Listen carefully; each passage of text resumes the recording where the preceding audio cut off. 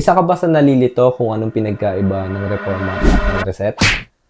Pareho lang ba sila o magkaiba? May mga pagkakataon kasi na pareho lang ang tingin ng iba sa dalawang yan. Pero hindi. Magkaiba sila. Kung gusto mong malaman ang pagkakaiba nilang dalawa, panoorin mo to hanggang dulo dahil sa uli, sasabihin ko sa iyo kung alin ba ang tama at dapat mong gamitin para sa PC mo. Unahin natin sa reset. So, saan ba basically ginagamit si reset? Madalas, si reset ang gagamitin mo kapag medyong ramdam mo ng mabagal ang computer mo. O kaya naman may problema sa operating system o kung nagka-virus na. So, technically, kung feeling mong may something na weird behavior o kaya may nag-corrupt na sa PC mo, let's say baka may mga applications na nasira, then it's time for a reset and magiging okay na siya ulit after. Pero baka lang din maisip mo na, so bakit pa may reformat na option? Pareho lang naman palang ginagawa ng reset sa reformat. Bakit hindi na lang reset ang laging gawin? Well, may pagkakaiba sila. Kapag nag-perform ka ng reset this PC, i-reinstall niya lang yung OS. Pero hindi totally mabubura lahat. So, kung gusto mong ma-retain yung mga personal files mo like pictures, videos, documents, and marami pang iba, may option ka na keep my files. Pero may another option din naman kung gusto mong pati personal files mo ay kasama niya sa buburahin. Ang tawag ay remove everything. Wherein hindi ganyan ang style ni reformat. At later, pag-uusapan natin yan. So, meanwhile, ano ba ang advantage nitong ni-reset? Ang dali niya lang gawin. Wala kang kailangang tool or external drive. Isa lang ang kailangan mong gawin. Search mo lang sa settings yung reset this PC, tapos follow mo lang yung instructions. Basically, susundan mo lang talaga. Then, you're good to go. Kusa na siyang magre-reset. Antayin mo na lang matapos. Super convenient, di ba? Pero take note ha, hindi lahat ng reset ay mag-work. O ano mangyayari kung malala talaga yung virus o kung sobrang corrupted na yung system mo? Yan, dito na papasok ang reformat. Let me give you an example. Imagine nag-reset ka ng PC mo kasi feeling mo may virus. Nag-restart siya tapos nag-reinstall ng OS. Pero bigla mo napansin, after ilang araw, babalik na naman yung virus. Nakaka-frustrate yung ganun, di ba? So, ganito kasi yan. Kapag malalim na yung virus na tumama sa PC mo, meaning hindi lang siya basta-basta virus, kundi pati yung recovery system at operating system mo, na-infect na rin. So, mahirap nang gumana at hindi na uubra yan si reset. So, even nag-perform ka ng reset this PC, may chance pa rin na bumalik yang si virus.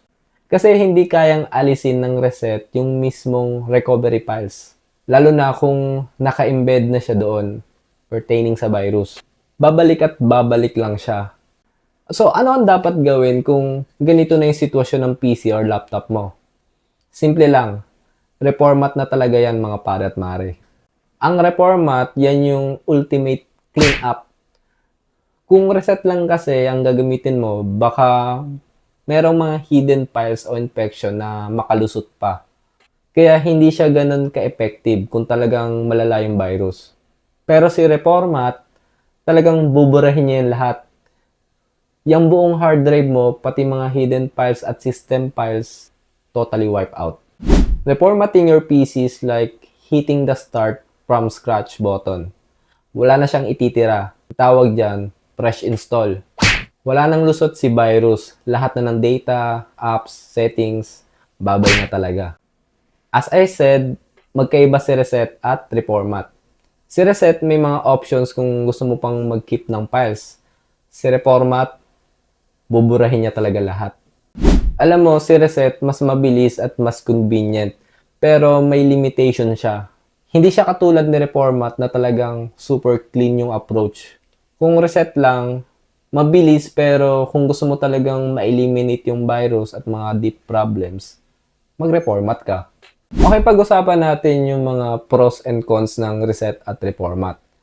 Alam mo, si reset, mas mabilis at mas convenient siya. pero may limitation. Hindi siya katulad ni Reformat na talagang super clean ang approach.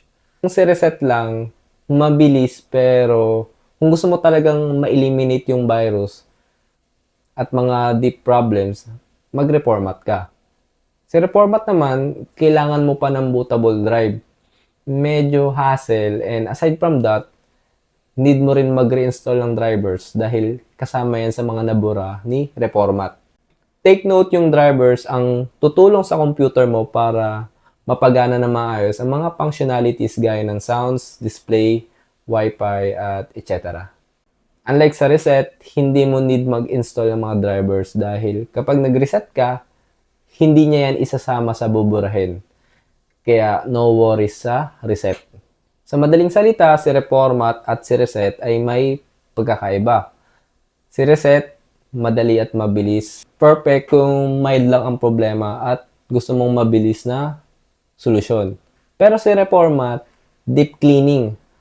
Kung ang virus ay talagang malala at hindi na kaya ng Reset, si Reformat ang pinaka-ultimate solution. Kaya next time na magkakaproblema ka sa PC mo, kailangan mo mag-decide, reset ba o reformat. So, tandaan mo ang mga bagay na to. Kung ang virus ay hindi na kayang tanggalin ng reset, no choice, reformat na. At kung may friends ka na nalilito pa sa reset at reformat, i-share mo to sa kanila para matulungan din sila. Kung nagustuhan mo ang video na to at may natutunan ka, please don't forget to like, subscribe, and hit mo na rin yung bell icon para lagi kang updated sa mga next videos. Kung may tanong ka pa, feel free to drop it sa comment sections below. Hanggang sa susunod mga ka-PC.